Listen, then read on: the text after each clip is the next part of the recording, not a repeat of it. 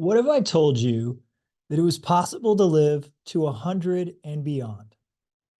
Well, if you look at the trend back in 1800, which is just a little over 200 years ago, the life expectancy was only 40 years old. That means I should be dead. Well, by 1900, the life expectancy had risen to 47 years old. And again, by 1950, life expectancy had risen to 57 years old. But now, today, where we are now, we are expected to live to almost 80 years old. This is awesome. But where are we going to be in another 50 years? Are we going to all expect to live over 100? Well, only if we get our energy right. And the reason this is so important is because there are ways to increase our cellular level, our cellular function by the foods we eat, the minerals we consume, and the activities that we do. Today's guest is going to teach us how to biohack our way to more longevity. Stay tuned. Welcome to The Good Mood Show. Here's your host, Matt O'Neill.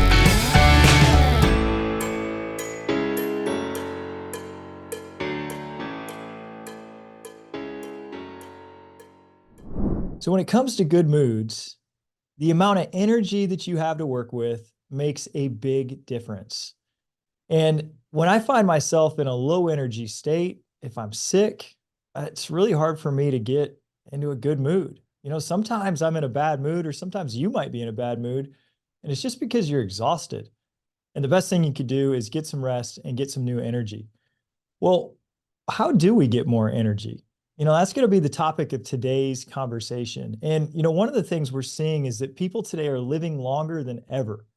It wasn't that long ago that people were expected to die before they reached my age of 42. In the year of 1800, no region of the world had a life expectancy greater than 40 years old. 100 years later, by 1900, the average life expectancy was only 47 years old. That means I'd only reasonably expect to live 5 more years before the end of my time. Then in the 1950s, really with the advancement of the toothbrush, the life expectancy in the US grew to 68 years old. Today, that number is 79 for US residents. But interestingly, Japan, Switzerland, Italy, Spain, and Australia all have life expectancies of 84 years old on average. So they're beating the US in our Western kind of culture. So, if we want to live to 100 years or more, and I would love to live to 100 years or more, but not low quality years, really vibrant, healthy, high energy, happy, good mood years. How do we do that? And is it even possible? Well, I think the answer is yes. And our guest today, Brett Harmeling, is one of the top biohackers in the world. He's the founder and CEO of Happy Life Labs, and he is one of the world's premier places for vitality and longevity. Brett, I'm so excited to have this conversation, man. I'm excited to learn how to increase my energy, how to live longer. Welcome to the Good Mood Show, man. Yeah, Matt, thanks for the intro, and I'm glad to be here. Rule number one about energy is that energy creates energy. So thanks for bringing a level of vitality right away in the conversation, so that we can kind of open new doorways and dimensions to think about new ways to create energy. Well, I love that. I love that idea. Energy creates energy. What do you mean by that? So the word energy is just, an object in motion, right? It's actually a verb. It's not a noun. And so when we put something into motion, then we experience energy. And so the word emotion, for instance, is energy in motion. And so, and our emotions determine the quality of our life. And if we're going to live a long, good life, like we need to manage which emotions that we're living in on the most on an average basis. And so 100% of everything physical comes from Mother Earth, right? And so there's no denying that. And so in the world that we live in today, it's really important that we plug back into Mother Earth and Mother Nature. And you may be thinking I'm coming on to talk about all these technologies and tools and all this really sexy biohacking stuff, but the real truth is just we need to spend more time outside, moving our bodies and doing things that excite us and make us want to stay alive. Yeah, man, you just said so many things right there, and I want to unpack it. And Yeah. I agree with you. Earth is this closed cycle. Yes. So we've come from the earth. We'll go back to the earth. Everything we consume came from the earth. We're in this like kind of closed organism here in earth. And I also one of my favorite quotes is by Bruce Lee. The more energy I expend, the more energy I have. And so you're saying, hey, one of the ways to get more energy is to move our body and to put ourselves in motion. I totally agree with that. I know when I met you a couple of years ago at a GoBundance conference, you were on stage talking about grounding, about putting our feet into the earth, in saying that, hey, our body is like a big battery and we can recharge or reset the battery by plugging into our source, which is the earth. How do you feel about grounding today? I still think it's the most fundamental thing. There's an ionic exchange that happens.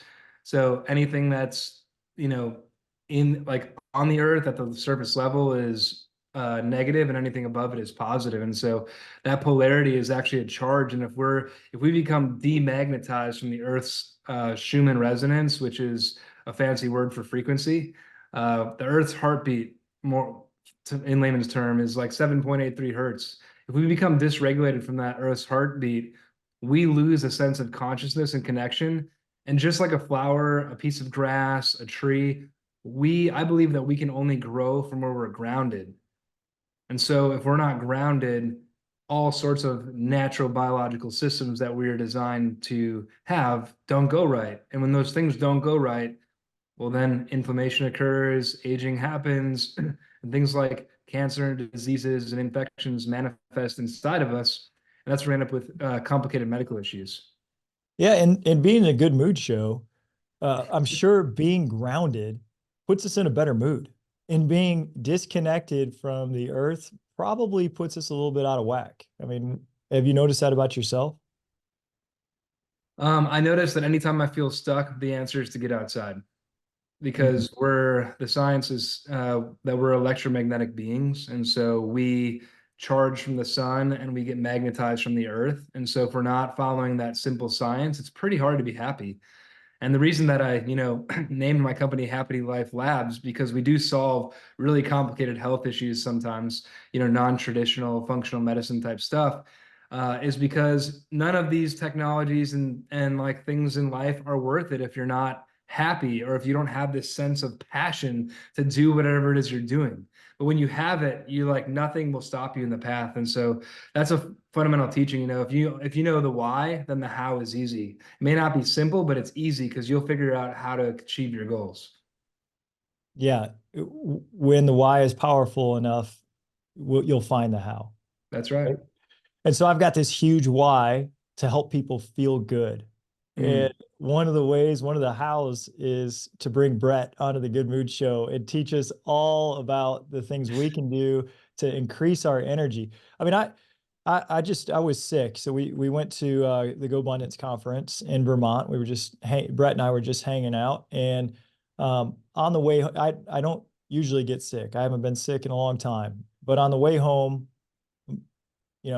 Sunday, we were flying home on Friday. On Sunday, I started to feel really bad. And then my energy just plummeted all last week. And man, it's hard to be in a good mood when you're just tired and exhausted and you still have things to do. So what are some of the ways that you teach that are going to keep us healthy? We talked about getting outside, getting sunshine, grounding. What are some of the other things that you recommend? Yeah, so I never guess with my clients and people that I help, right? I always test. So fundamental, and the reason that's kind of the reason that the world is shifting in this perspective is because in today's world, it's pretty easy and inexpensive to actually get tests done. And so you can actually understand what's going on with your body. I would never be like, Matt, you need this. It's not a guessing game. It's a testing game. And then from the tests, we understand how the body is supposed to work. And so then from there, we're able to supplement what your body's missing, what you need more of. But really, what it all comes down to is minerals, right? If we're lacking minerals and clean, good, charged, structured water, those are the two fundamental building blocks of anything positive happening in the body. And when I say charge, what I mean is we have an energetic charge just like the earth, and it's a frequency, and we're light beings and we absorb energy whether it's good or bad. We just absorb it. and it sends a response to our cells, and our cells either happy, sad, or dead, right? And so we want to charge all our cells up to be happy, which is why you see this whole new red light therapy kind of revolution coming into play. Some like myself been doing red light therapy since 2012 because of a brain injury that been healing my whole for most of my life. And so that's a perfect example of using a tool or technology to optimize the environment that you put your biology in. And so we live in such a hyper connected world, Matt, that in today's world, it's actually our mission to disconnect and to down regulate and to get back to center so we can grow from where we're grounded. And so the first, like I said, fundamentals are minerals and definitely good water that's charged, structured, not dead, and rich with minerals. Let's talk about some of these minerals. So for a layperson like me, uh, Mhm. where do we find these minerals? What are we looking for? Do we get them from our food? Do we get them from supplements? Yeah, so hopefully you can get them from all your food, but unfortunately in America specifically, we have a pretty big problem starting with food, starting with the level of the soil, right? And so back in the day, like even our parents' generation didn't really have this issue because there was, enough food supply to not have to take shortcuts to growing more food. And so in today's world, since it is a business as well, we've taken those shortcuts, and as a result, we're missing fundamental minerals in the body, such as like magnesium, potassium, sulfur, and these are building blocks for anything positive in our body because they actually help our body hold a charge. When I keep saying charge, I mean like our body has alkalinity, right? Like a pH level. And so if your body's in a positively balanced pH, it's almost impossible for like things like cancer and things like that to even exist in a pH rich environment. And so if we're eating foods and supplementing properly and we have our pH balanced in a good spot, it's challenging for bad things to happen with your body because you're living with that sense of vitality. I took a Tony Robbins living health course. Nice. It was back in the day when you put CDs in your CD player in your car, and I had a CD case with all my self-help things in it, and he talked about this pH a lot, and he was saying the same thing, is that if your body is skewed to the alkaline, you're going to be it's going to be really hard to develop cancer. And if your body is skewed more to the acidic, you're kind of ripe for developing some diseases. And he had a simple rule of thumb I started to implement. And he's like, hey, 70% of the earth is water, and 70% of your body is water. And so I recommend that 70% of your plate be some type of water soluble food, something from the earth that hasn't been tampered with, and it isn't processed. And so this to Tony is fruits and vegetables. How do you feel about that advice? The best advice, my wife is a dietitian, by the way, and so she plays a fundamental role in Happy Life Labs and making sure that people that want to, optimize their performance, all the way from, we take clients that are all the way from like healing, like just we're in war, blown up, they're suffering from PTSD to barely alive, to athletes that are at the top of their game, winning Super Bowls, winning Formula One championships, things like that. And just the key thing about energy and pH and all this, Matt, and eating is it's like, if you think it's complicated, it's actually all really simple. We as humans overcomplicate everything, which is why Google is actually successful because they make complex things simple to understand. Okay. And so pH, all you need to know about pH is it's just responsible for the amount of oxygen that gets delivered to the tissues being what our body is made out of, right? And so and I tell you the next thing, which is oxygen equals energy, then you need to know that if oxygen equals energy and I'm not getting the right amount of oxygen in my tissues and my tissues aren't healthy, then I'm going to develop diseases, right? Or cancer, whatever, name the thing, something's going to happen, right, to your body because we're designed to live in a positive pH. This also has to do with, creating the correct protein structure and activating the right enzyme, pepsin, which is like responsible for delivering nutrients into your body and energy production. That all seems advanced, but what I tell everyone is the easiest diet in the world is eat real food. And it's easy, but it's not simple because you go in we go for convenience and ease of eating food of foods that are readily available versus like if I travel, I literally, I kind of know, I even will be the weirdo that calls the hotel. I'm like, hey, I'm coming to this conference. I have a lot of allergies. I lie. I don't have any allergies. And then they are forced to give me the menu. And then from there, I know what I need to bring and supplement. And it's getting that serious because I'm that serious about what I'm putting into my temple. Like no, nothing like, and I'm not saying that I never eat like queso or like a fried food or anything like that. I'm saying what I'm saying is, Queso is so good. oh, it's so good. It's worth it, It's worth that's the one cheat, man. That one's worth it. Queso. Yeah, So exactly. let's talk about this. Real food. So real food would be fruits, vegetables. Are we talking about also meat that is grass fed or non-antibiotic? Are we talking about whole grains? What are these real foods that are going to give us optimal performance? Yep. Definitely grass fed. And so I want to unpack that for a bit because it's a big myth in America and all actually, well, definitely America, but kind of global now, is that, the number one cause of aging from a cellular level is called linoleic acid. Linoleic acid causes extraordinary amount of stress on the cells.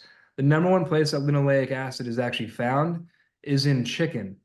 And we eat a lot of chicken in America because, it's a white meat, it's clean, it's good. And the reason that you may be, like really dumbfounded by like me saying that chicken is not the best thing is because think about the process. So the chickens, whether they're in a cage or in a pasture or not, get fed highly processed grains. They build their muscles from those grains. They have eggs, because they're getting fed with grains. And then we're eating that. And so we're eating a byproduct of highly, like basically fake seeds and grains that they're being fed. And we're putting that in our systems, and then we're asking our body to break that down and make energy from it. And so you can see the disconnection of the chain from the earth to actually our body absorbing that. And we're humans, so we adapt and we're very resilient and very strong, but we're also very delicate. And so over time, the half-life of linoleic acid, like if you eat a French fry, it could take, if you're not doing saunas and detoxing and things like that, the half-life, meaning how long it'll live in your gut, is 2.5 years. Mm. So highly processed saturated fats like linoleic acid are things that we need to avoid at all costs. So the eat real food diet is just think about it. If you're like a Native American, you close your eyes, you're back in the day, you're like, what am I going to eat? Well, you're going to eat whatever available. And so either get good at hunting and harvesting, or you eat food that like you have to survive on. And everyone would love like a good, bison or deer or like, cow, but they're eating from the land. They're eating the bugs. They're gnawing on branches and bark, and they're creatures. And like Joe Rogan says, he's like, I don't really eat, he doesn't even really eat a whole lot of cows. He eats more elk because he's like, think about how you want your energy to be. Like elk are badass animals like, compared to like a cow, which is kind of like we've made cows in America to be like like pets, you Yeah, know? they are, right? And so you got to think about what you're consuming. But I just say eat real food. And it's actually really hard when you think about it. Like, how many people touched it from the earth to your mouth? Mm. Is it in a box? Is it in a bag? Like, it's fine if it is, which is why in today's world, it's actually most of the time better to find the best products in the freezer because they can take things that they harvest and freeze them. The things that you find organic in the store, typically they harvest and then they spray it after they harvested organic to preserve it. And then what are you doing? You're eating that preservative. It's just a crazy thing. They don't teach us these things. And so at all costs, no matter if it's organic or not, you want to rinse your food. And I'm not coming on here to be dark. I'm just coming on this, No, Matthew. hey, we're learning about how to increase our energy, Yeah. and I can't remember who said it, but it's let food be thy medicine, and so we need to put things in our body that are going to nourish us and help us feel better. Let's talk a little bit about reversing the aging process. So obviously, we need to start eating real food. You talked about protein. I'm drinking whey protein. What are your thoughts on a whey protein, or how are you getting protein? Yeah, so that's one of those convenience things, right? So using bars and protein drinks can help supplement and get the amount of protein in your body. So they say like if you're like 175 pounds, then you need 175 grams of protein per day, like for optimal, right? And if you really calculate that out, that's kind of hard. It's hard to hit that, right? And we're talking if you want like to be ultra lean and things like that. And so there's everyone, like just like I said at the beginning of the call, there's no one size fits all. There's no game plan for the masses. It's like what I tell people. So you do the test, you understand what you need, and then trust what you feel, not what you hear. So if someone's telling you to do something and you try it and you're like, I don't really know if I've like felt anything, then chances are it may not be like what you needed. And so I always say like even like an expert like myself, I always like trust what I'm saying, like because I've done my research and studied it. But please, for the love of God, so that everyone can get better and just like verify it, like do your own research, like test and try and like be relentlessly curious and passionate about like why scientists and doctors are saying, like David Sinclair is saying, like aging is a disease and I don't believe we have to age. And so if we can cure this disease, then we don't have to age, you know? So it's like a pretty extraordinary concept to wrap your head around. That is, because everyone we've ever known in our lives has aged. And Yes. so we just are taking it as a reality. But as I started the show out with, 200 years ago, life expectancy was half of what it is today. That's quite a bit of advancement in just 200 years time. So let's talk about your routine. So what do you do to optimize your energy? What do you do when you wake up? What are the steps that you do? What are pretty regular things you do for your own energy? Yep.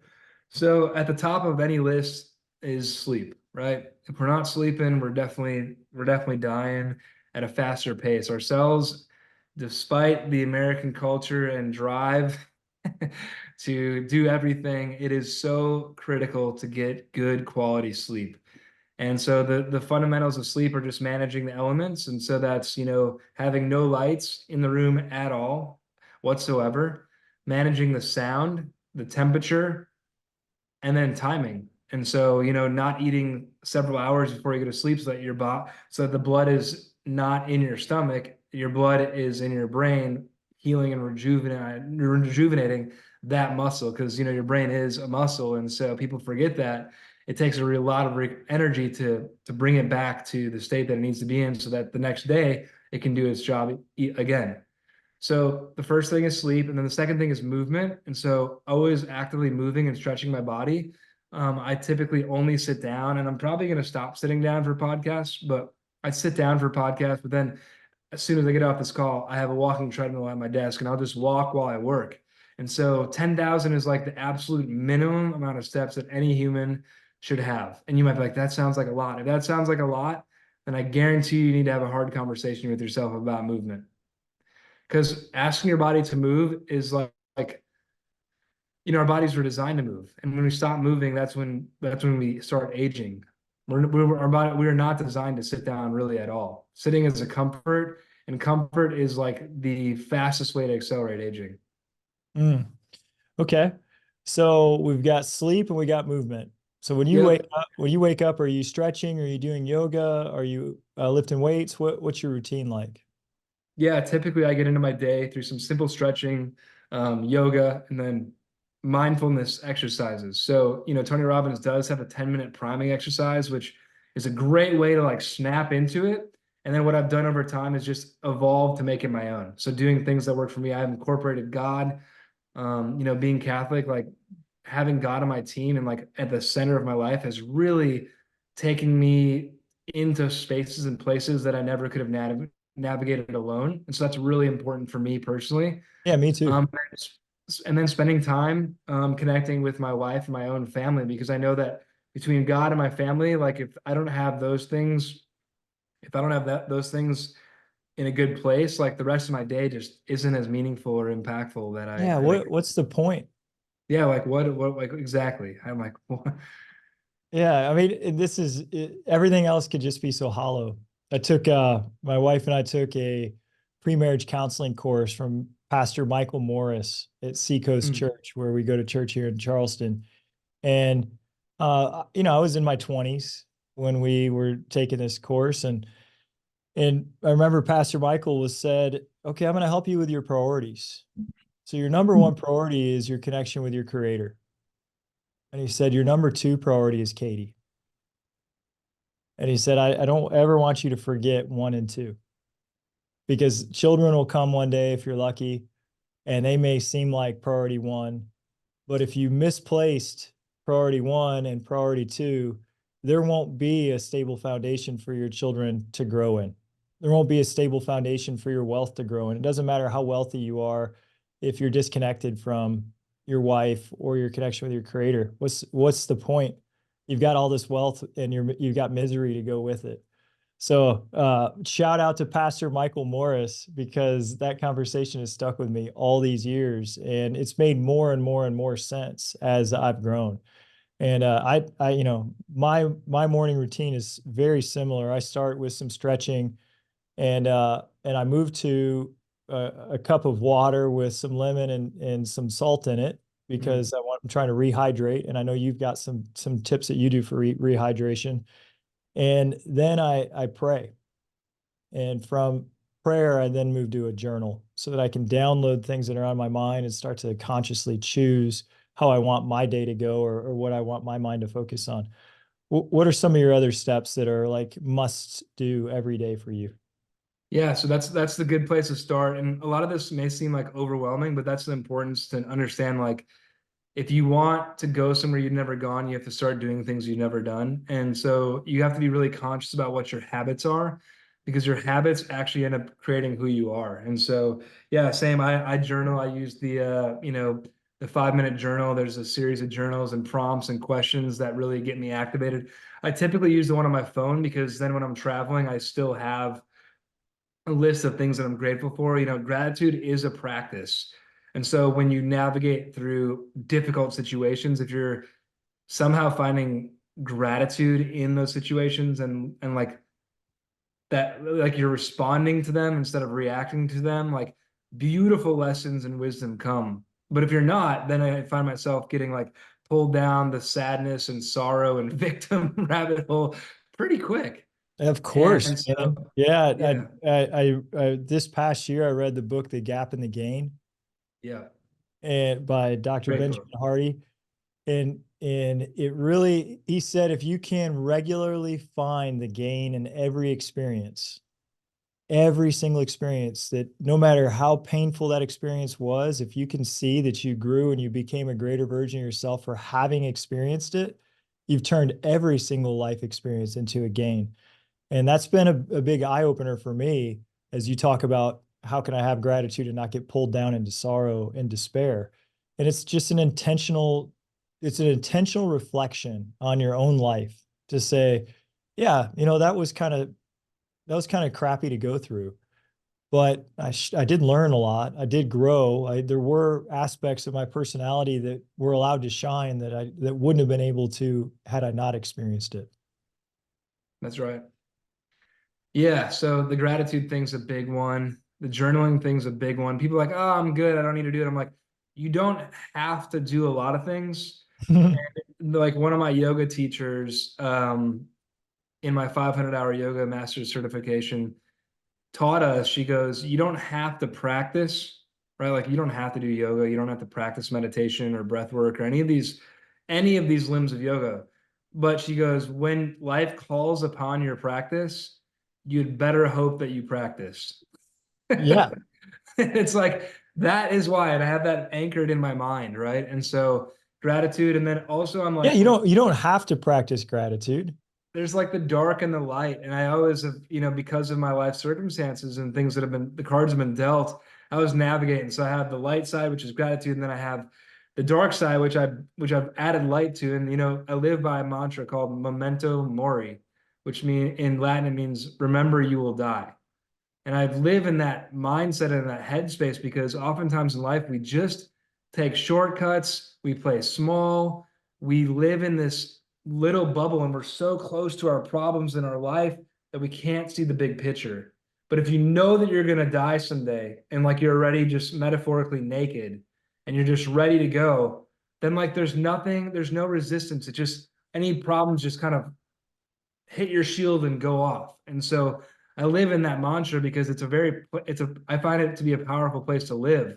Like there's no problem or issue that could bring me down. And especially if I'm aligned and connected to my God, then like there's nothing that he will put me through that I can't handle.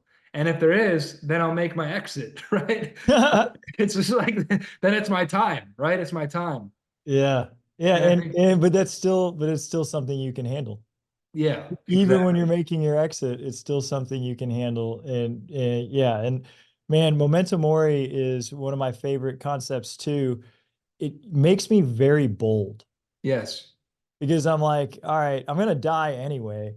correct. Why not go for it? And I know you've been extremely bold in your life. You're working with some of the top athletes in the world, like people Yeah. going for gold medals, people going for world championships. I know you're coaching people in the octagon. And you don't get to that level without just having an audacious boldness about you. I know you've created jet companies where you're like literally going up against net jets. How have you found this like ability to just get over your fears and just take huge swings of the bat? That's a very good question. I think it comes down to what we're talking about. It's that I believe in myself, and I know that if not me, then who else is going to do it? And if I want to see a different world in the way that we live and travel and transport ourselves to have rich life cultural experiences, then like, why am I waiting for someone else to solve that problem? We're not stopping until we solve suborbital point-to-point transportation where you can be anywhere in the world in 2 hours or less. You go up, you use gravity in the Earth's circumference, and you come down. Like it's fast. And so we're working on these projects, and so we're just getting started, and it's fun because, like even tonight I have an event at the Johnson Space Center with SpaceX, NASA, like people that like an astronauts and people like where most people would just pay to be in these rooms, and because I've put myself out there, I get invited to these circles, and because of being in these circles, I definitely look around. I'm like, I may not be as smart as everyone, but I have something to offer here that nobody else has. You were going to get me to Australia in 2 hours. Correct. I cannot wait, man. That is freaking awesome, man. Yeah. This is some super cool space stuff. Yeah, it And is. you have a tremendous amount to offer. So one of the things we started talking about before we got on the show, you said that you believe everything is frequency, and I do too. One of my favorite thought experiments is about how nothing is real and nothing is solid. That the atom is made of 0.0000001% of actual matter, and I remember that somebody had said if you took all the actual matter of all the atoms on Earth, they would fit in a teaspoon. Everything is just this vast empty space vibrating at super fast levels. And how does that idea of frequency really impact your view of how we can increase our energy or what we need to be doing with our lives? Yeah, so Maslow's hierarchy of like frequency does speak pretty intelligently into like which energetic state you're living in, which at the top is like enlightenment or spiritual contribution. And so it's cool to see scales like that out there in the public because you can kind of see like, okay, I'm actually way down here. I'm living in scarcity, and you will never go to the next level until you upgrade your frequency.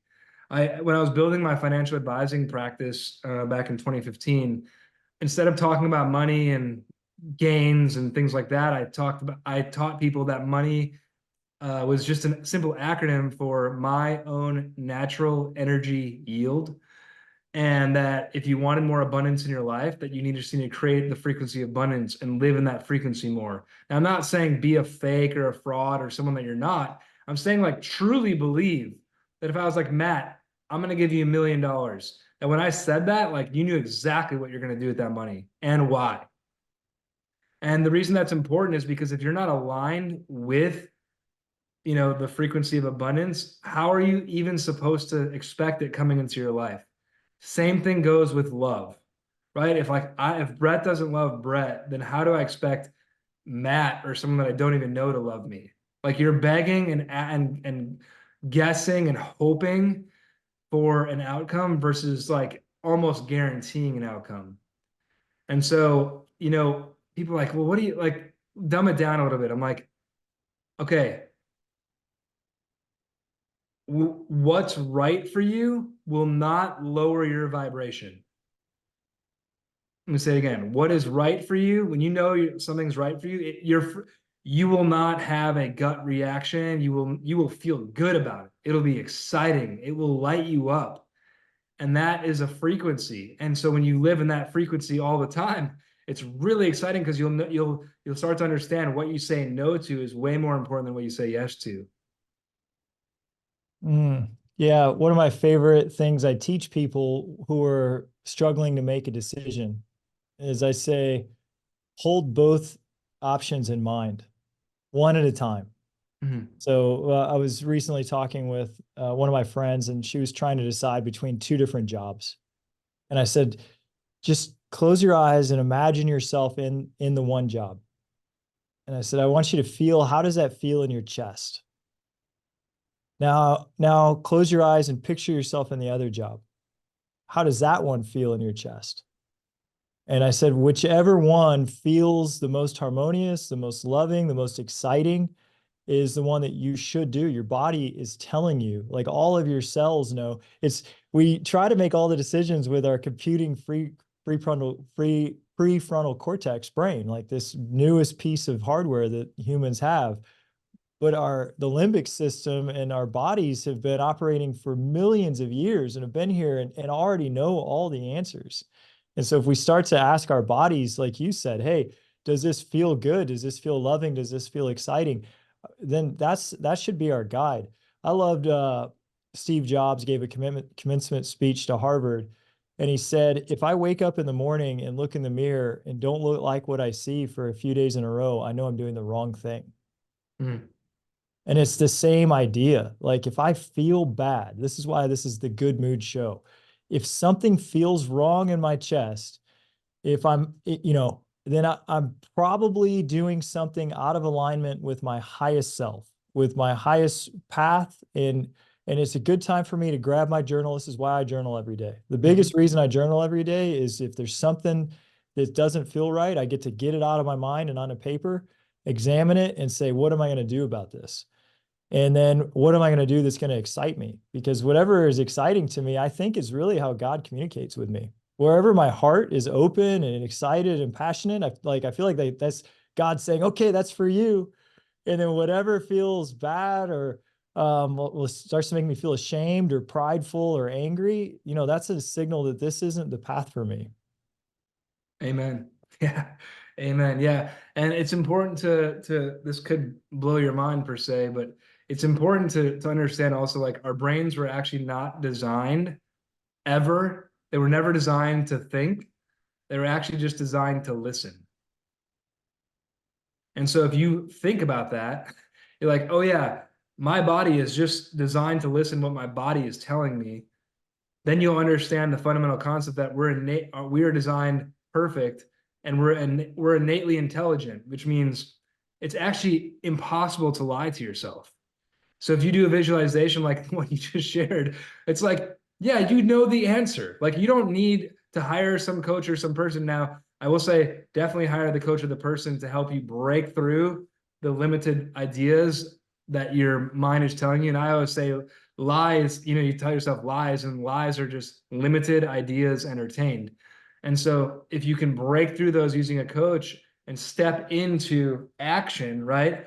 You talked about it earlier, like the suffix of the word distraction is actually action. So if you're distracted or you're stuck, like action is the way out and the way through. But you have to be willing to face it, and you have to be willing to use the tools that you have. And happiness, and which is in yoga, it's called sonin, which is innermost happiness. If you don't focus on your happiness, that joy will not radiate out to other people. And if you've been traveling or in circles or at a workplace and there's someone that like their energy doesn't like feel good, it's because someone's energy is like, I could never talk to that person. They're so happy. Like Oh, I love being around the person that's so happy. Yes, me too. But it took They some light training. me up. I'm like, oh shoot, man, I just got to get in your, I just want to get in your energy field. Can we just hang out for a little bit? Yeah, Yes. that's actually one of the ways I recommend people get out of destructive emotions is to go get in environments with happy people because I feel like their vibration just has an effect on your vibration. And I think you had said that hey, our bodies just take on whatever the vibration is that's around it. So we got to be very careful who we hang out with. One of the reasons I fly to Vermont to hang out with GoBundance brothers. Yeah, exactly. Well, man, let's talk about some of the biohacking tricks and tips that you have. I know that you had given me a couple of supplements that were focused on creating positive charge and good ions in my body. Can you talk a little bit about some of the products you would recommend? Yeah, so just so for those that are listening, Happy Life Labs was really designed to take a very complex and saturated world of biohacking products. The word biohacking is just simply using it's life hacking, right? And so it's using your biology for you instead of against you. So for instance, if you're a drinker and you want to go out and drink and socialize all the time, there are certain things that you can do to minimize the effects of drinking, right? If you're a performance athlete and you need to take it to the next level, there are ways to optimize your cellular performance that don't involve working out. And so we work from the cellular level, introducing science and like it's the culmination of science and technology to get the best possible result from what you have, which is yourself. And so we've established this collective back in 2012 is kind of when we got started. And now we've really kind of prided ourselves in being the premier collective. And I keep using the word collective because we collaborate and kind of highlight and illuminate the world's best biohacking products, people, and places. And so if you're looking for a place to get started or interested in like what tools or supplements do I start with, we're kind of the place where people come to kind of like cross-check their their resources and their data and then see what we have to share and offer. Because we have about 30 partners in our collective right now, and we're very serious about who those companies are, you know, the quality of their products, the people behind the products, their customer care. Are they made in America? Are they ethically sourced company, meaning like not destroying the planet just to, you know, just to make whatever it is they're doing? So there's a lot of variables that go in, conscious variables that go into us actually co-creating with our partners. Awesome. So anyone who's interested in learning more about how to optimize their health should just go to Happy Life Labs. Yeah. Yeah, we're actually we broke our website, which is a good thing. And so I do have a link that I'll share with you, Matt, where people can get access to a private page we have. Also, we offer the best price on all these products. So it is a kind of a private community that we've established because, you know, we want to make sure that people are getting access to the best deals on these products. Awesome. I'll make sure I put that link in the show notes to this show. Brett, this has been an absolute pleasure spending time with you. My vibration and frequency is raised Awesome. being in your presence today, my man. Thank you for coming on the show. Yeah, thanks for having me and stay elevated. All right, brother. Thank you for listening to this week's episode of The Good Mood Show with Matt O'Neill. For free resources, videos, and materials about getting into your best moods, head over to thegoodmoodshow.com. See you next week, same time, same place.